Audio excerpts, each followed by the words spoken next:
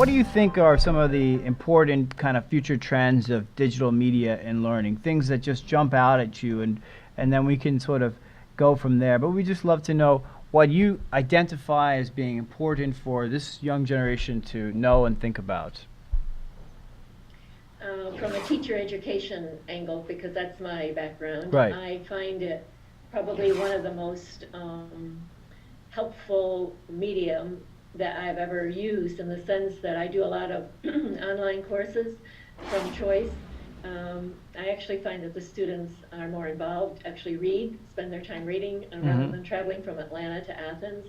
And I do use Hangouts, some Skype, although Skype lets us down more often than not. I also find that I'm able to use a lot of, I teach pop culture and literacy in K through 12 classrooms. So what I do is I get the students involved in actually producing something like fan fiction or whatever in one class, and then I use it in another class to show other people online how you can combine fan fiction with media literacy. Literacy is my entire focus. We have a new Masters of Ed online program, new literacies, and we're thinking of actually maybe teaming up with Abu Dhabi University. So, and they have actually a need for a culture for the UAE, the United Arab Emirates culture, to also be supplemented by what they call the American curriculum, because they want their undergraduates to go out into the world with the idea of knowing of the American curriculum, but also the UAE curriculum. And one of the things that they do very well is use a lot of media, a lot of technology.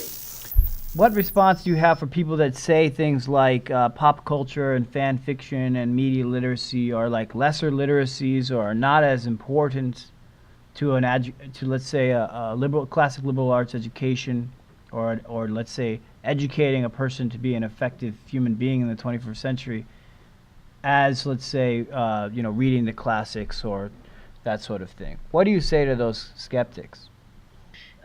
Today, a U.S. News report just came out I haven't seen the actual study, but the study was done at New York University Steinhardt School of Education, and U.S. News reported it. It was saying teachers use hip hop to teach content or something like that. I was initially a little bit cautious because I think that you can appropriate young people's interest in technology or the new literacies, and then that's not a good idea to make them school-based, like find the main idea of whatever.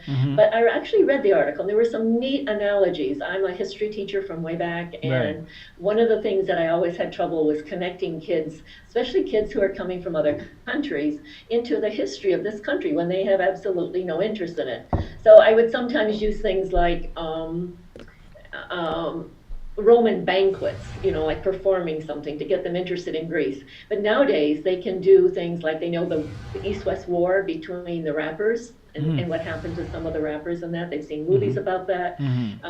So these people in New York were studying, there's something like I may have my facts wrong because I read this very quickly, maybe 369 schools where teachers are using hip hop and rap in an analogous sort of way. So they say we had a civil war in our country way back in the 1800s, but there was also a more recent civil war between the rappers on the East Coast and the West Coast. And so you make connections for people. So they're using this as a way of sort of making, what would you say, an inferential connection so that they have some context for understanding the Civil War? Exactly.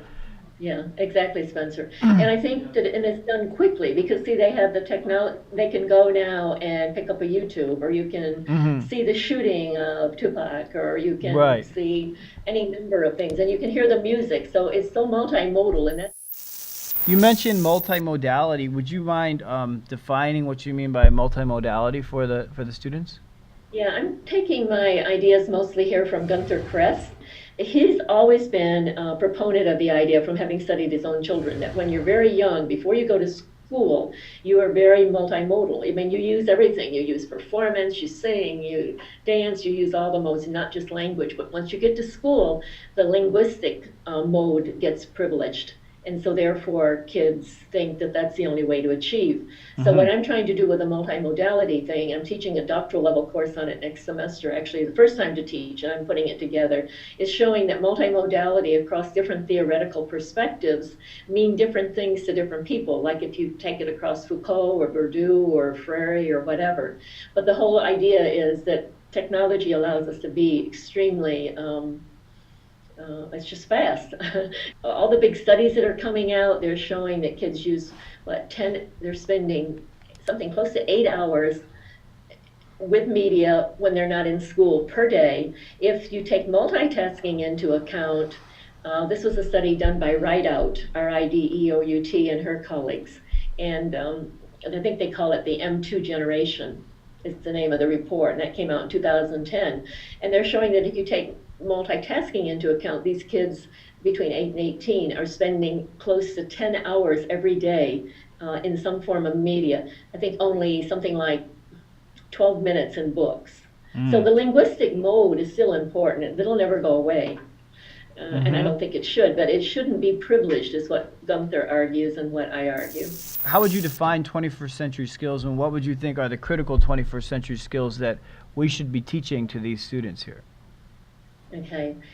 I am a firm believer that critical literacy, meaning asking for underlying assumptions about what people are seeing and hearing, performing, etc., all the other modes.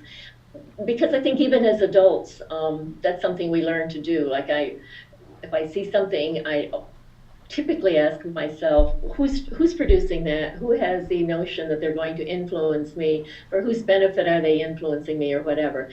But I do think, along with Carmen Luke, who started writing about this way back in the early 80s from Australia, she was saying that, if you try to, with youngsters too young, like maybe 8-year-olds, if you start to talk to them about questioning everything they see, you actually ruin the pleasures that they take. And so when is the right time? I've seen some 8-year-olds who love to question everything. I think you have on your Google Plus page the little kid that has been told that his parents ate all of his candy. The one in the red PJs. Yeah. I've seen that. That's come through my Facebook stuff too. Yeah.